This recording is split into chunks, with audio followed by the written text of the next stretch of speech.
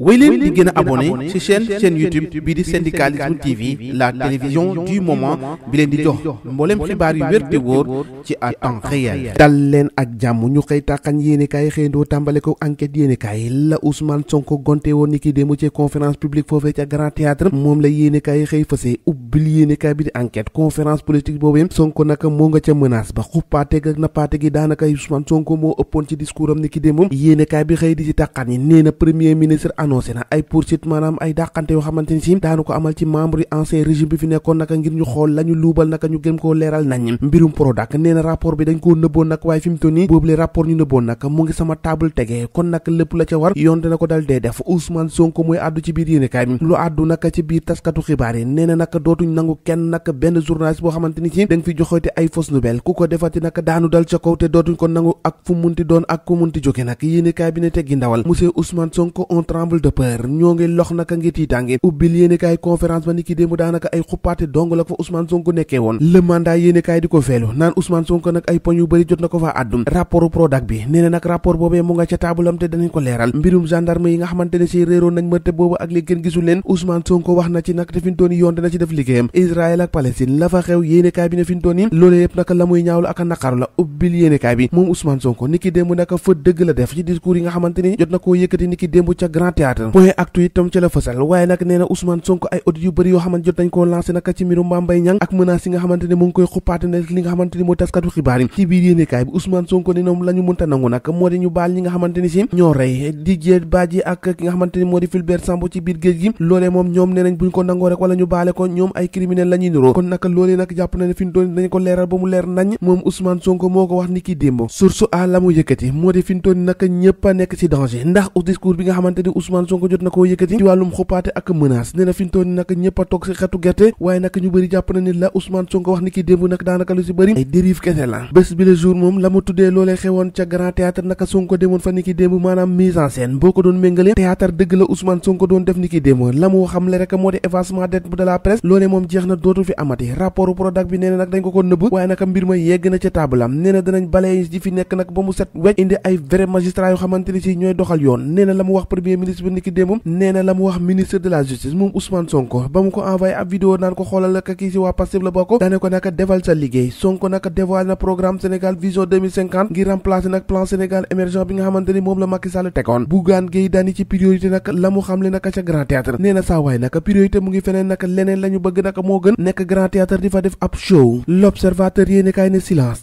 bi nga xamante ni opposition am na ko fintoon yi daanaka nag am na ko à sa plus simple nag expression na ko Macky Sall waxee woon ñenn ci ñoom booba ak léegi kenn ngaangut kenn waxut ñëpp a ngi noppi di xool ndax bi la yoon naka mooy doon occasion boo xamante ni si daanu si wax am déet Mamadou Ibra Kane bu CDEPS yëkkati ay kàddu naka dénk ko suñu naataango l'observateur nee na nag fintoon yi Sénégal la mu war a am moo di ay vrai homme d'état yoo xamante ni si danañ am ab vision ak perspective boo xamante ni si dinañ ko teg ci wàllum taskatu xibaar yi waaye nekkul fi naka di xuppaate ak a nappaate loolu naka du yëfu kilifa Vox Populi ne ni ki démb nag la fa xew show politique dëgg moo amoon ca Grand Théâtre Ousmane Sonko daal di ko amal nee na naka moom Sonko boobee naka président bu Pastef lu mu yekkut ku jege taskatu xibaar yi ak magistrat yi Ousmane Sonko da koo fàtte yëkk na leen lu mel ni xeme bala nga xamante ni si weñ bu daal dee faatu le regard yéene kaay ni waxuma laa déet waaye naka mbeli ngaan sax Ousmane Sonko yëkk na ko taskatu xibaar yi ndax jàpp ne fi ñu nañu nekkee dañ leen koo bàyyi te dootuñ ko nangu tey dootuñ ko nangu ëllëg cay Sonko te nga bàyyi presse bi Bougane Gueye Dany nag ba Ousmane Sonko daanalee ay kàddoom foofee ca Grand Théâtre foofee la yëkkatee ay kàddoom moom itam daal dee indi tontu nee na ko saawaay priorité na maanaam naka fu la ji du Grand Théâtre de priorité mu ngi feneen naka ndax askan wi ñoom yi taxaw di la xaar ngir ko liggéey nag Bougane Gueye Dany yokkal ko si ne dëkk bi dafa joomaay naka te moytul mu fay say loxo ndax la mu ko xamal nee na naka la nga fa diggee woon yëpp mu ngi tege ni table naka fi mu toll nii priorité mooy nga àddu si indi saafara moo gën naka nekk di defante wala sa daga santé ca yàlla Sénégal a ngoog ñoo ko déggandoo jàngeen jëf ba ëllëg